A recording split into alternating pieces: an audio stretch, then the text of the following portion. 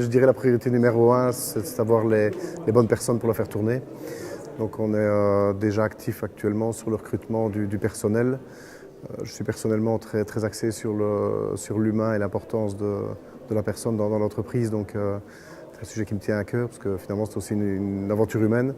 Donc le gros point actuellement à mon niveau, c'est la partie humaine, sachant qu'Anthony gère en effet le projet, la construction, le chantier de manière générale, quoi. On a aussi un point qui est relativement important et crucial, qui est la certification des produits.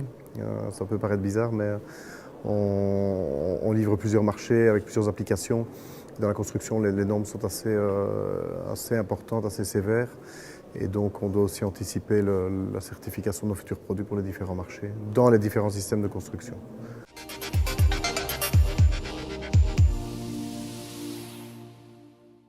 On est en train de recruter pour le moment les N-1, comme on dit, donc mes adjoints directs et certaines personnes cruciales pour le projet.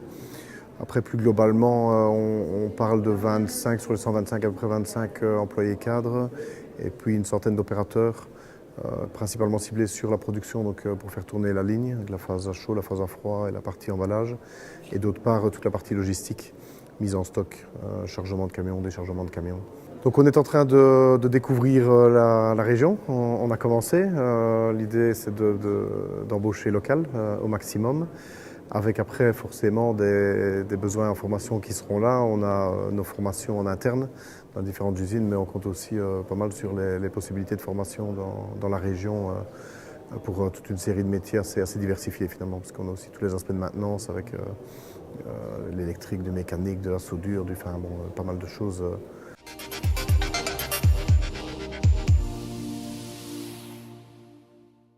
Alors c'est clair qu'on parle toujours de diplôme. Personnellement, je suis fort attaché au savoir-être, aux qualités de la personnalité que j'ai en face de moi.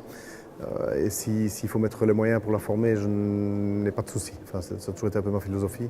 C'est vrai qu'on n'a pas toujours facile à trouver les personnes avec le niveau de formation, le niveau de compétences nécessaires. Et parfois c'est pointu, hein, on devient pointu dans les industries. Mais par contre, quand on a une personne qui veut travailler, qui a le respect dans ses valeurs, qui est prête à avancer, il n'y a aucun souci pour elle. On l'embauchera et on fera en sorte qu'elle puisse évoluer à titre individuel et collectif aussi d'ailleurs.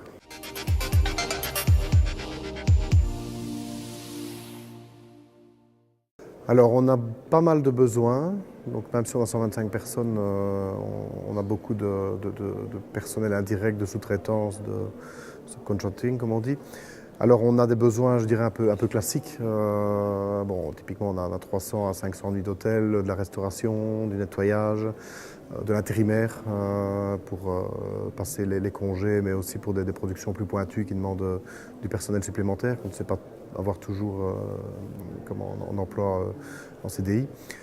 Mais à côté de ça, on a aussi pas mal d'opérations de maintenance, de nettoyage de lignes, avec des besoins assez spécifiques, puisqu'il y a pas mal d'équipements. Il y a un four à chaud, un curing oven, donc qui est une technologie, même si c'est un four, qui est tout à fait différente, de l'automatisme, une ligne à froid. Enfin, on a vraiment une variété de technologies qui fait qu'on va avoir besoin de pas mal de métiers en sous-traitance, quoi. Après, on passe aussi par de la restauration, par du café. J'ai des gens qui vendent des machines à café, donc ça va très certainement intéresser aussi, et toute une série d'autres métiers très diversifiés.